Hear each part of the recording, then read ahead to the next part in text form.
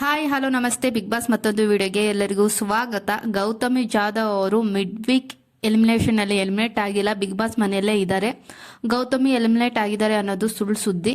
ಹಾಗೆ ಸಂಕ್ರಾಂತಿ ಹಬ್ಬದ ಎಳ್ಳು ಬೆಲ್ಲ ತಿಂದು ಬಿಗ್ ಬಾಸ್ ಮನೆಯಲ್ಲೇ ಇದ್ದಾರೆ, ಎಲ್ಲೂ ಹೋಗಿಲ್ಲ, ಅವರು ಎಲಿಮಿನೇಟ್ ಆಗಿಲ್ಲ.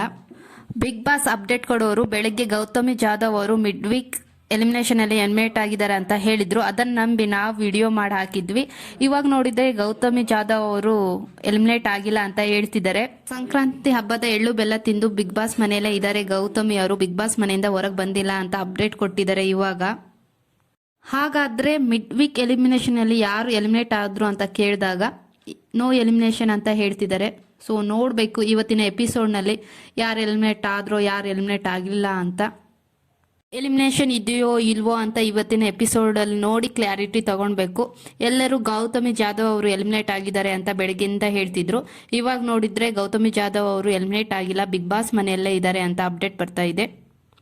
ಸಾರಿ ಗೈಸ್, ರಾಂಗ್ ಇನ್ಫಾರ್ಮೇಶನ್ ಕೊಟ್ಟಿದ್ದಕ್ಕೆ. ಗೌತಮಿ ಜಾಧವ್ ಅವರು ಎಲಿಮಿನೇಟ್ ಆಗಿಲ್ಲ, ಬಿಗ್ ಬಾಸ್ ಮನೆಯಲ್ಲೇ ಇದ್ದಾರೆ. ಸೊ ನೋ ಎಲಿಮಿನೇಷನ್ ಅಂತ ಹೇಳ್ತಿದ್ದಾರೆ. ಇವತ್ತಿನ ಎಪಿಸೋಡ್ನಲ್ಲಿ ನೋಡಬೇಕು. ಮಿಡ್ ವೀಕ್ ಎಲಿಮಿನೇಷನ್ ನಲ್ಲಿ ನಾಮಿನೇಟ್ ಆದ ಸ್ಪರ್ಧಿಗಳು ಯಾರು ಬಿಗ್ ಬಾಸ್ ಮನೆಯಿಂದ ಆಚೆ ಹೋಗ್ಬೇಕಂತ ಹೇಳಿ ಅವರ ಫೋಟೋನ ತೆಗೆದು ಸ್ವಿಮ್ಮಿಂಗ್ ಪೂಲ್ ಅಲ್ಲಿ ಹಾಕಬೇಕು.